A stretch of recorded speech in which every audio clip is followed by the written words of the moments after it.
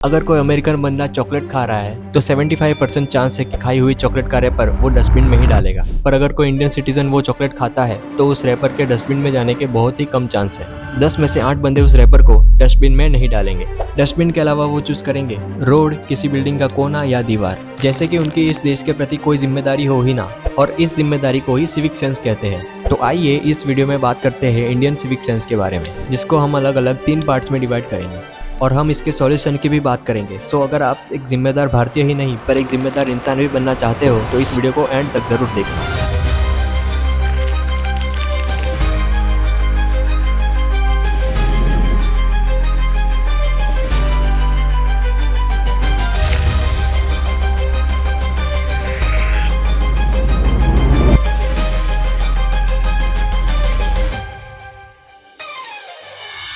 तो शुरू करते हैं कुछ एग्जांपल्स और रियल लाइफ इंसिडेंट्स से। बात है नैनीताल के लवर पॉइंट की। कुछ लोग बर्थडे सेलिब्रेशन के बाद टिश्यू पेपर्स और केक का पॉलीथीन वही रास्ते में फेंक देते हैं। जब वहाँ के जिम्मेदार सिटीजन ने उनको कहा कि प्लीज इसको डस्टबिन में थ्रो करो, तो उन्होंने कह दिया कि डस्टबिन ही नहीं है, इसमें हम भी क्या कर सकते हैं। फिर वहाँ का नजदीकी शॉपकीपर आया और उनको कहा कि प्लीज यहाँ पर कचरा मत फैलाओ, क्योंकि उन पर इस चीज की वजह से पुलिस फाइन लगाती है। तो उन्होंने उल्टा उस कचरे को वैलिस में डाल दिया। और फिर किसी पढ़े लिखे जिम्मेदार पर्सन ने उनको कहा कि प्लीज यहाँ पे कचरा मत फैलाओ। तो ये बात उनके ईगो पे आ गई और वो बोलने लगे कि mind your own business. We were not fighting. I told you in so many words that please throw it in the dustbin. You say dustbin ही नहीं है. You mind your this is your business. You are supposed to keep this place clean. Yeah, but you didn't. You threw it outside on purpose. Mind your own business. एक जिम्मेदार नागरिक होने के नाते हर किसी का बिजनेस है वो किसी भी जगह पर कचरा न फैलाए। और उनको ये नहीं कहा कि पूरी जगह को साफ करो, उन्होंने तो सिर्फ ये कहा कि यहाँ पे अपना कचरा मत फैलाओ और उसको डस्टबिन में डालो। उस जिम्मेदार सिटीजन ने ये भी मेंशन किया कि डस्टबिन सिर्फ 5 फीट दूरी पर था, पर उन्होंने डस्टबिन की जगह नेचर के खूबसूरत पहाड़ों को चुना, जहाँ से टूरिस्ट हिमालय का व्यू एंजॉय कर सकते हैं। और सिविक सेंस के मामले में सिर्फ हाइजीन नहीं आता।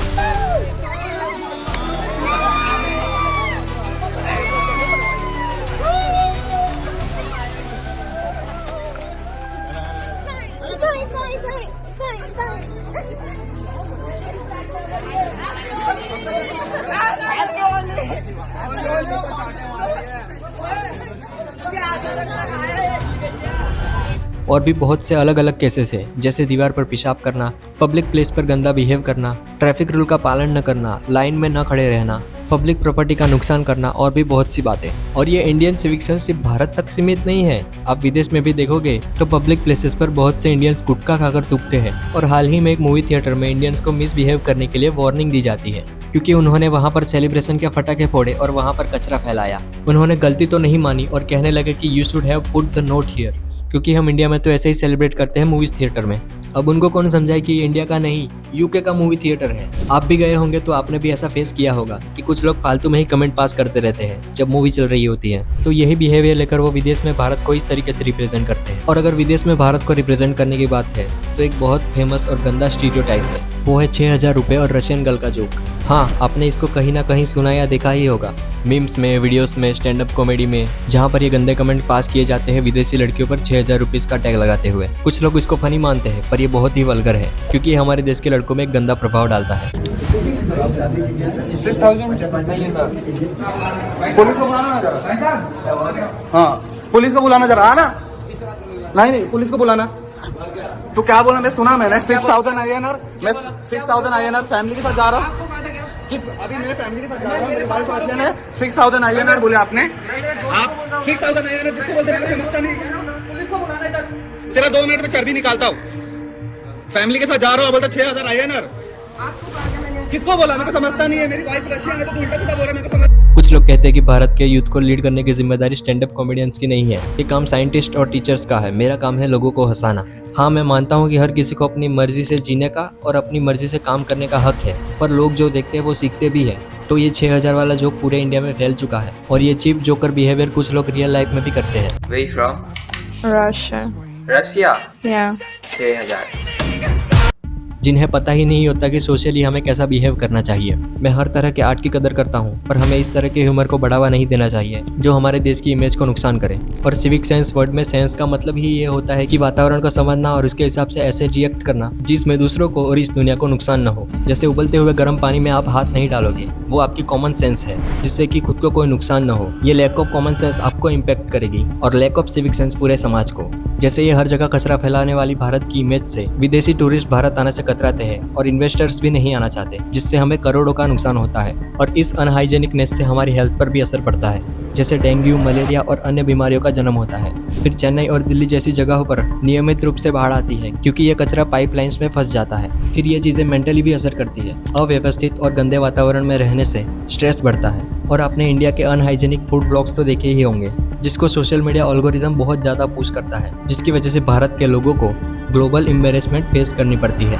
पर इस लैक ऑफ सिविक सेंस का कारण क्या है? सबसे पहला कारण है एजुकेशन। यहाँ पर बहुत कम टाइम सिविक सेंस एजुकेशन को दिया जाता है। इंडियन एजुकेशन मोस्टली थियोरिकल है, जिसमें सिर्फ पढ़ाया जाता है, कराया नहीं जाता। अगर प्रैक्टिकली बच्चों को सिखाया जाए तो बदलाव जरूर आ सकता है। फिर वो बचपन से ही सिविक सेंस को सीख जाएंगे। फिर हमारे कल्चर में भी साफ सफाई को छोटे काम के रूप में देखा जाता है। वर्ण व्यवस्था का इन्फ्लुएंस अभी भी भारत में आपको देखने को मिलेगा। ये मेरा काम नहीं है ऐसा बोलकर लोग जिम्मेदारियों से भागते हैं। फिर आता है कानून। कानून में भी आपने हेलमेट न पहनने के लिए या फिर कोई अलग कारण से जुर्माना लगते हुए देखा होगा, पर कचरा फैलाने और दीवार पर पेशाब करने के लिए जुर्माना बहुत ही कम देखा होगा, क्योंकि यहाँ के लोग और कानून इसको बड़ी बात मानते ही नहीं है। सरकार भी इन मामलों में बहुत कम जोर देती है। वेस्ट मैनेजमेंट ठीक से नहीं होता, इनफ फैसिलिटीज नहीं है, जैसे डस्टबिन और पब्लिक टॉयलेट्स की कमी है, जिसके मुकाबले पॉपुलेशन बहुत ज्यादा है। तो ये सारी प्रॉब्लम्स है और इस पर काम करने से ही बदलाव आएगा।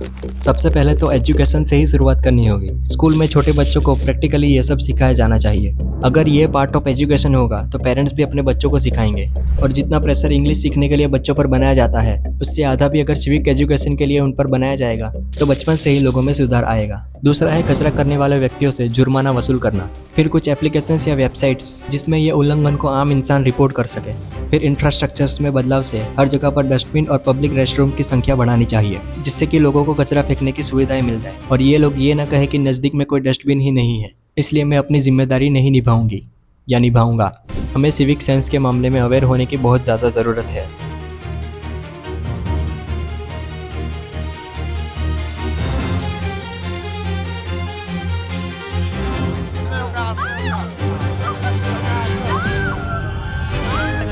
ये बंदा इसको 3 बार छुआ पैर पे आके, मेरे सामने भी छुआ, इसलिए मैं पूछा।